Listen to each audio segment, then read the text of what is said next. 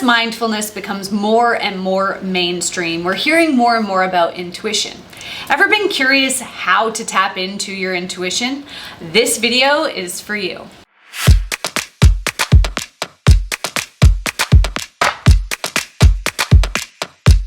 My name is Tiffany Toombs. I'm a high-performance mindset coach that helps people reprogram their brain to let go of the old emotions and self-sabotage patterns that aren't serving them so they can truly step into the person that they're meant to be. Accessing your intuition will allow you to make better decisions faster. In this video, I'm going to share with you what your intuition truly is, how you've learned to disconnect from it, and tools that you can use to start tapping into your intuition today. Your intuition actually comes from your unconscious mind. Your conscious mind is the part of the mind that most people think is in control because it's the part of the mind that they're aware of. When you're thinking and you're aware of those thoughts, you're watching this video thinking, I really wonder what she's gonna say about how I can tap into my intuition. That's your conscious mind that's talking. That's actually only 4% of your mind's capacity, and it's made up of logic and reason. Your unconscious mind, on the other hand, has access to infinitely more amounts of information than your conscious mind does. Your unconscious mind is 96% of your mind's capacity, and it runs the body as well as stores your memories, your emotions, your experiences, and your belief systems. Now, every second, your conscious mind only takes in 134 pieces of information, which is still a lot of information, but it's nothing compared to the unconscious mind.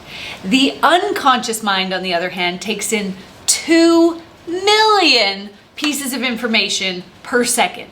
So in the 5 seconds it took me to say that sentence to you, your unconscious mind stored 10 million pieces of information. It's constantly taking in information about people's energy, about their posture, their tone of voice, the words that they're choosing to use, their micro muscle movements of the face, of their eyes. It's taking in so much information, and the unconscious mind loves to put together puzzles. So it takes in this 2 million pieces of information and it puts together these puzzle pieces, and then it gives you what we know as a gut feeling.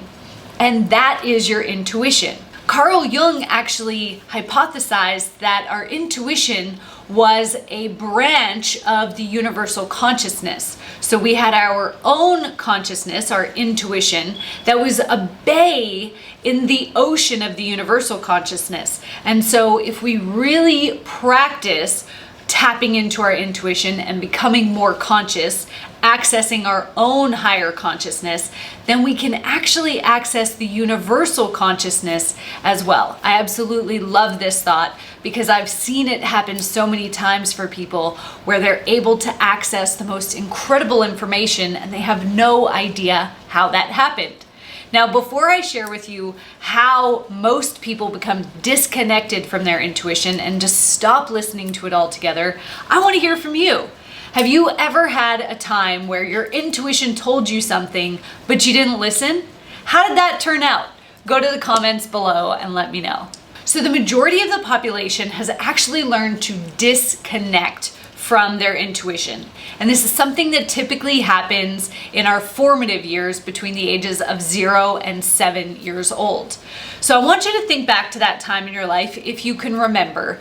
And maybe there was a day where you came home from school or you sat down to dinner with your family and you could tell that one of your parents or one of your siblings was not having a good day. Maybe you saw the tears on their face, maybe you just felt their energy, but you got a sense that something wasn't okay. And you asked the question, what's wrong? Or are you okay? What was the response that you got? Most of the time, parents will respond with something like, yeah, everything's good. I'm totally fine. Look, I'm smiling. Smiling means that I'm okay. Now, between the ages of 0 and 7, there's a couple important things to know. Firstly is that we believe everything that adults tell us. We believe that adults would never lie to us. And the second is that we're a sponge for information. So when this situation happens time and time again where we get a feeling in our body and then we ask about it, we ask questions, and we're told that the feeling is wrong, and we believe that these adults would never lie to us. Over time, we start to learn that the feelings in our body are wrong and instead to listen to what people are telling us. I remember this happening multiple times throughout my childhood. When I look back on every toxic relationship I've had, whether it was a friendship, an intimate partnership, or a business partnership, I always had a bad gut feeling about these people when I first met them. But they said the right things, and so I ignored my intuition and let them into my life instead. That led to some incredibly important lessons that I had to learn, and I learned to start listening to my intuition. I reconnected to it. Before I share with you some tools that you can use to reconnect to your intuition, I want to remind you to subscribe to my channel. I am putting out brand new content every single week to help you master your mind, reconnect with yourself so that you can achieve more than you ever knew was possible in this life. So I want to share with you today some of my favorite tools that I use to help my clients reconnect to their intuition. Now, in the yogi theory, it said that different levels of breathing actually allows us to access different levels of consciousness or different levels of our intuition. So in this foundational theory, when we are breathing between 3 and 4 breaths a minute, so we're breathing about 8 to 10 counts in and about 8 to 10 counts out, then we are accessing our unconscious mind, which is where our intuition sits. So what you would want to do is you would want to work yourself up to that rate, maybe breathe in for 4 counts and out for 4 counts for about a minute, and then increase that to 6 and out to 6, and then increase that to 8 or 10 if you can get there, and stay at that level for a couple minutes. Any ideas or thoughts that pop into your head at that time is actually coming from your unconscious mind. I recommend, if you're going to do this exercise, that you keep a journal with a pen nearby so that you can write down any of the thoughts that come up for you. When we then increase our breathing rate to 15 counts in and 15 counts out, so we're breathing at about 2 breaths per minute, it's said that we access our highest self. So again, you would want to work your way up to this level and stay there for a couple minutes. And any thoughts or ideas that come to you during this time is said to be coming from your highest self. Now, if you're somebody who can get to 1 breath a minute, which is about 30 counts in and 30 counts out, then you're said to be accessing that universal consciousness that Carl Jung talked about. Again, you would work your way up to this, and this is a practice, so every day it might be different what levels of breathing you're able to access.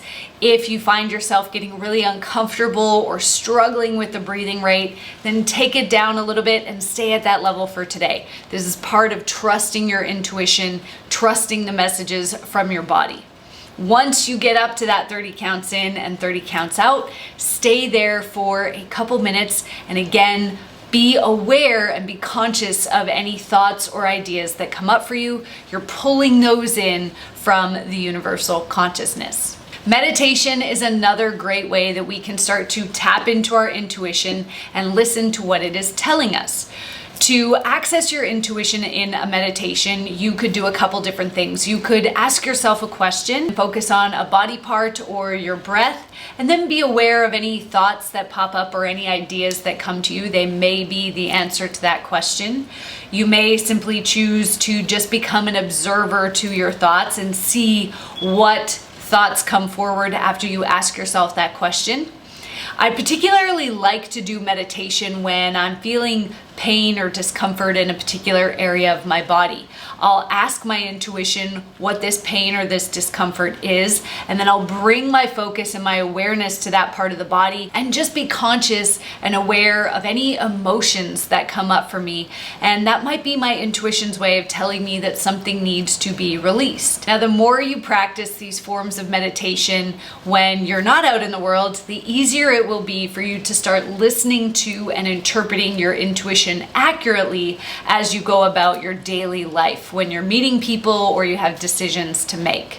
The last tool that I use with my clients to help them reconnect to their intuition is journaling, specifically stream of consciousness journaling. In this journaling technique, I get my clients to decide if they're going to write 3 pages or for 15 minutes. And the goal is to simply keep the pen moving. Now, the initial couple weeks that I get my clients to do this technique, I get them to just write whatever words are in their head. Oftentimes there's a little bit of gunk and garbage that we need to clear out before we're able to start truly listening to our intuition. Over time, as the words that come out onto the page start to become more coherent and they make more sense to us, then I'll get my clients to start asking themselves a question as they start this practice and then writing down whatever words or thoughts come up into their head. The whole goal of this technique is to keep your pen moving and to just write whatever words are in your head, even if they make no sense. Now, initially you might have to write things like, I don't know what words are in my head, this is a weird exercise, but just keep the pen moving. Over time, you'll start to be able to listen to your thoughts and hear what is being said in your head so that you can release them onto the page, and you'll start to be able to then listen to what your intuition is truly telling you. Now, if you truly want to tap into your intuition, I've created an incredibly powerful meditation to help you do that. It's called the Subconscious Power Activation Meditation. Now, this meditation is absolutely free, and it's going to help you tap into your intuition while also increasing and expanding your power and your confidence while you set powerful intentions to activate the law of attraction. All you have to do to get free instant access to this meditation is go to meditationwithtiffany.com or click on the links in the description below. Thank you so much for watching. Bye. YouTube intro here.